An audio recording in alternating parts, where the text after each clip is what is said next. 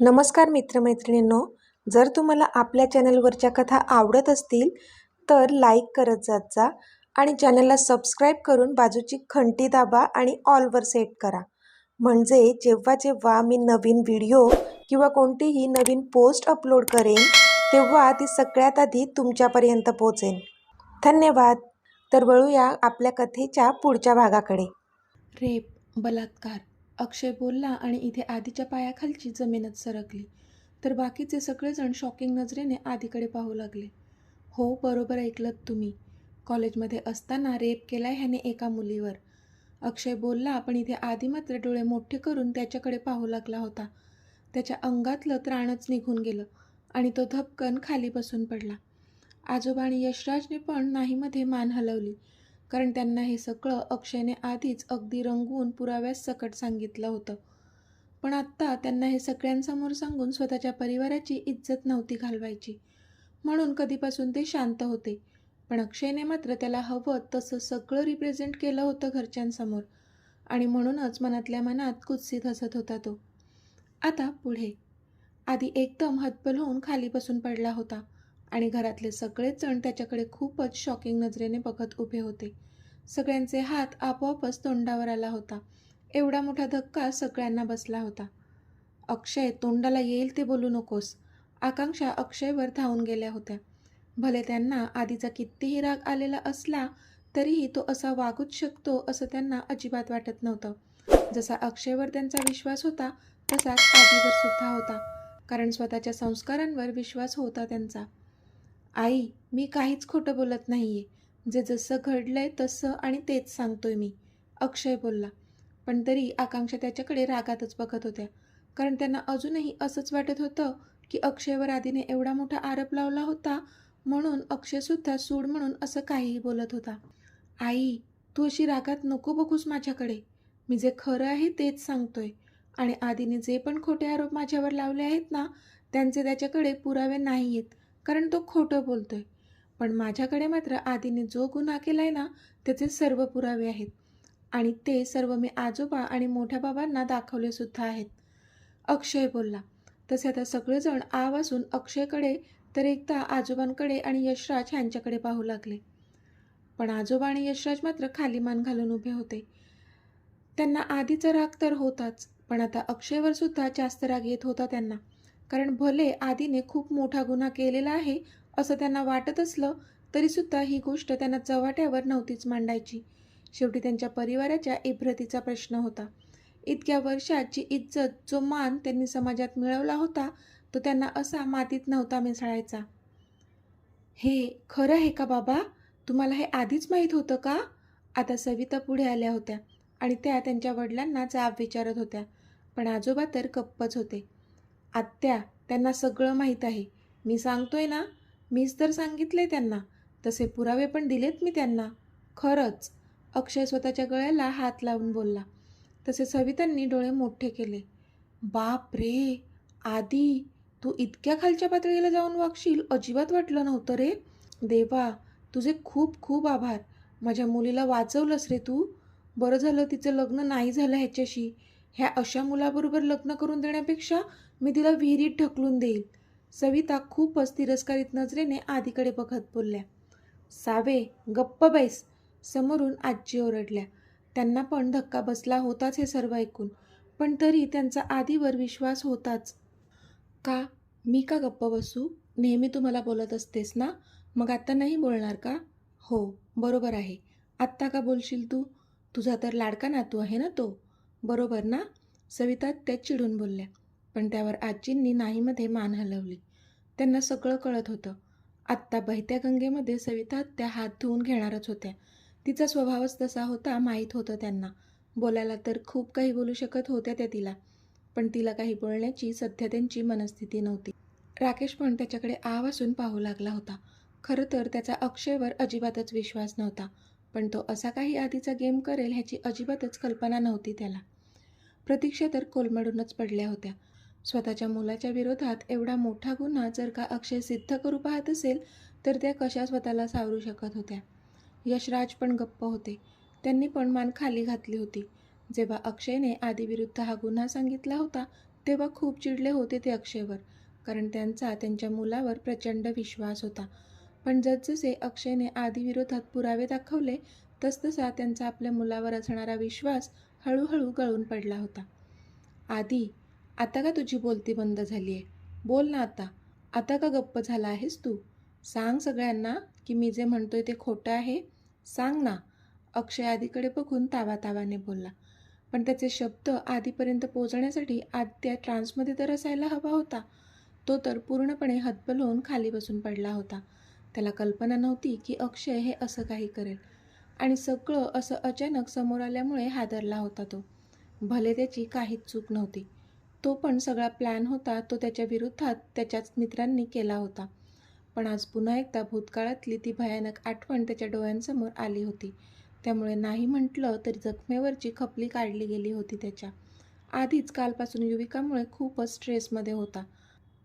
आणि आत्ता पुन्हा हे असं समोर आल्यामुळे त्याला काही सुचेनासं झालेलं. आधी बोल ना. दे ना अक्षयच्या प्रश्नाचं उत्तर. आता का गप्प बसला आहेस तू? सविता त्या अक्षरशः आगपखाड करत होत्या त्याच्यावर. सावे, जरा शांत बैस. त्याची अवस्था तरी बघ काय झाली आहे ती. आजी बोलल्या. त्यांना खूप राग आला होता सविता ह्यांचा, पण तरी स्वतःचा राग आत दाबून बोलत होत्या त्या. सगळी नाटकी आहेत ह्याची. आता ह्याचा खरा चेहरा समोर आलाय ना, म्हणून ही सगळी नाटक करतोय तो.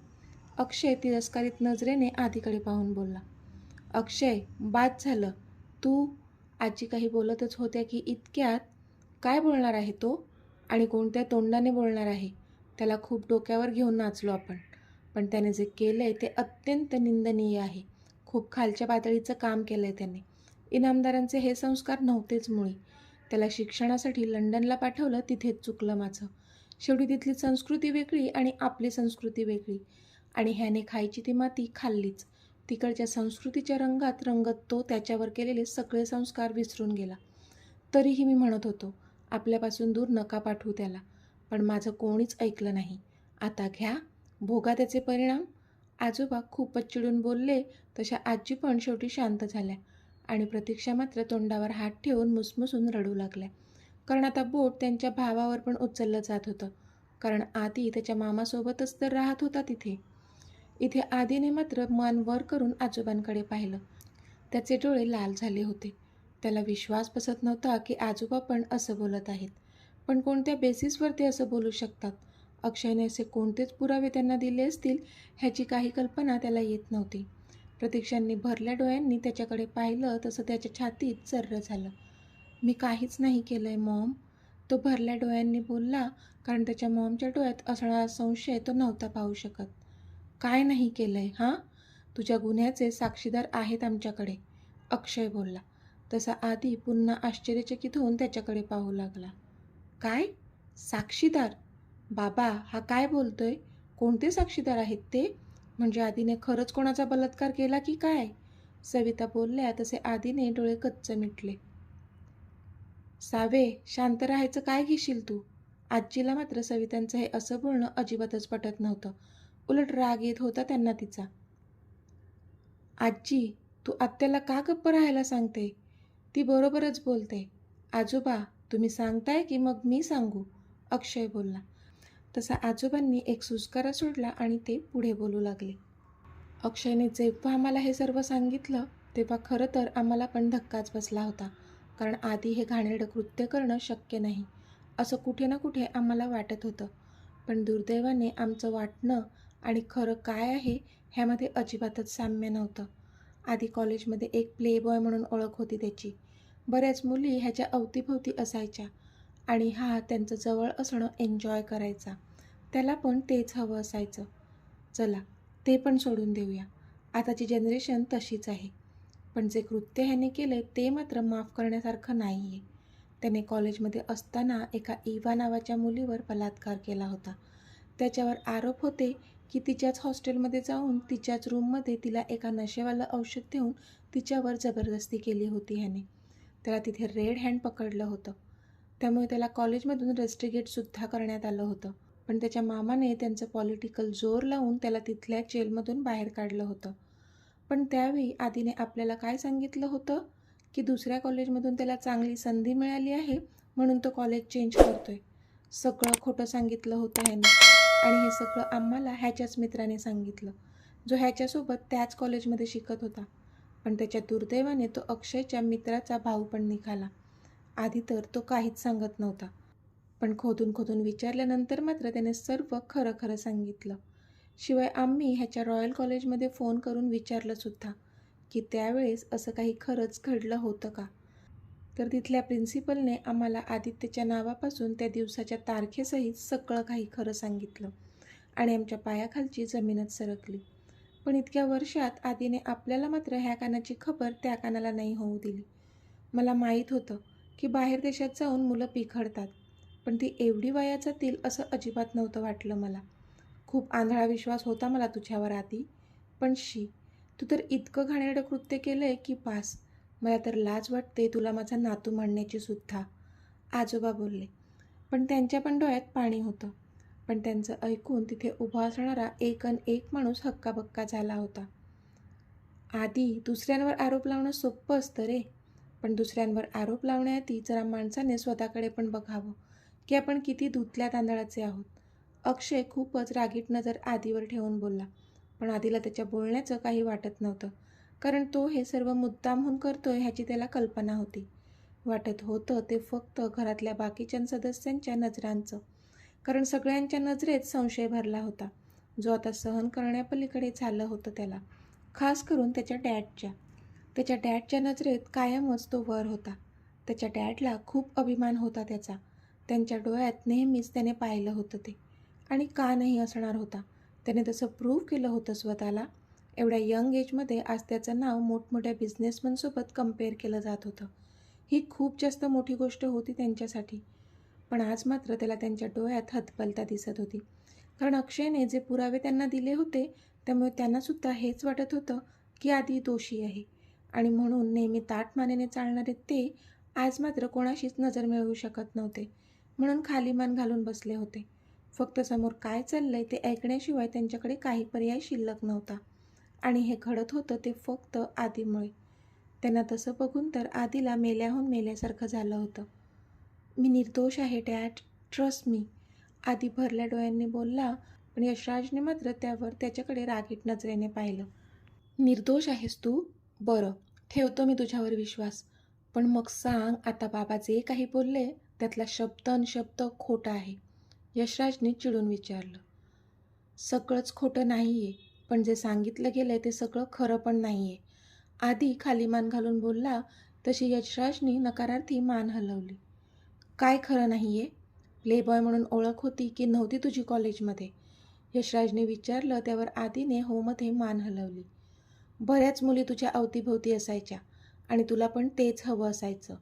तू ते एन्जॉय करायचास, हो की नाही? यशराजने विचारलं. त्यावर आदीने होमध्ये मान हलवली. तुला कॉलेजमधून रेस्ट्रिगेट केलं होतं, हो की नाही? यशराजने पुन्हा विचारलं. तशी त्याने पुन्हा होमध्ये मान हलवली. तू आमच्याशी खोटं बोललास की तुला दुसऱ्या कॉलेजमध्ये चांगली संधी मिळाली म्हणून तू दुसऱ्या कॉलेजमध्ये ॲडमिशन घेतलंस, जेव्हा की तुला कॉलेजमधूनच काढून टाकलं होतं म्हणून तुला ते कॉलेज सोडावं लागलं, हो की नाही? यशराजने विचारलं. त्यावर पण आदीने होमध्ये मान हलवली. पण आत्ता मात्र यशराज यांचा पारा चढला होता. सगळं तर हो म्हणतोयस तू, मग का म्हणतोयस की तू निर्दोष आहेस? यशराजने चिडून विचारलं. कारण हे सत्य आहे, पण अर्धवट सत्य आहे डॅड. ह्यातलं काही अंशी सगळं खरं असेलही, पण मी कोणत्याही मुलीचा बलात्कार केला नाही हे पण एक सत्य आहे, आदी बोलला. आदी, बाद झालं तुझं खोटं. अक्षय बोलतच होता की इतक्यात तो त्याचा एक गाल चोळत बाजूला झाला, कारण आता त्याच्या गालावर एक सणसणीत बसली होती जी आदीने खूपच जोरात मारली होती. Shut up, I said, just shut your bloody mouth up. आधी एक बोट त्याच्यासमोर नाचवत बोलला.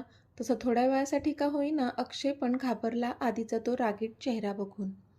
आधी बाद झालं. सगळ्यात आधी तुझा राग आवर, आणि जर तू म्हणतोयस की तू काहीच केलं नाही आहे, मग बाकीचे जण खोटं बोलत आहेत असं सांगायचं आहे का तुला? आजोबांनी रागात विचारलं. हो, खोटंच बोलत आहेत हे सर्व, कारण त्यांनी तुम्हाला एकच बाजू सांगितली आहे, जे सत्य नाही आहे, आदी बोलला. ओ खरंच? चल, मान्य करतो की अक्षय खोटं बोलत असेल, पण तुझ्या कॉलेजचे प्रिन्सिपल, ते कशाला खोटं बोलतील? आजोबांचा प्रश्न. आजोबा, मला पण तोच प्रश्न पडला आहे की प्रिन्सिपल का खोटं बोलतील. नक्कीच त्यांचा काहीतरी गैरसमज झाला आहे. आदी पोटतिडकीने बोलला.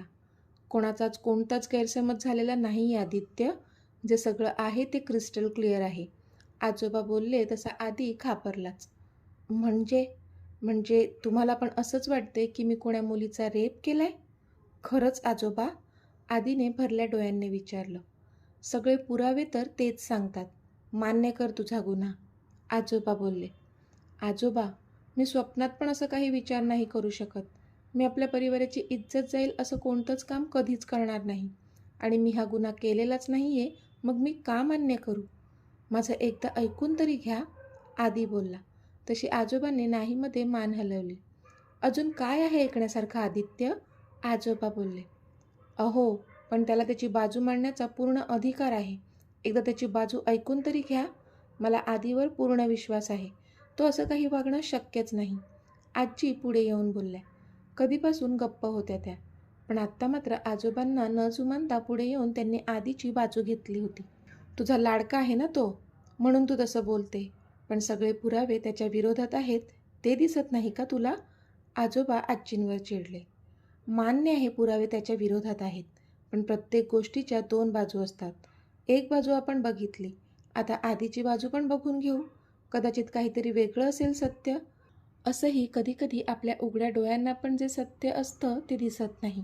म्हणून मला असं वाटतंय की आदीला एक चान्स दिला जावा, आजी बोलल्या. तसे आजोबा पुन्हा एकदा चिडले.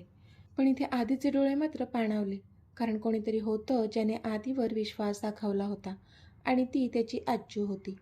ठीक आहे, बोल आदित्य.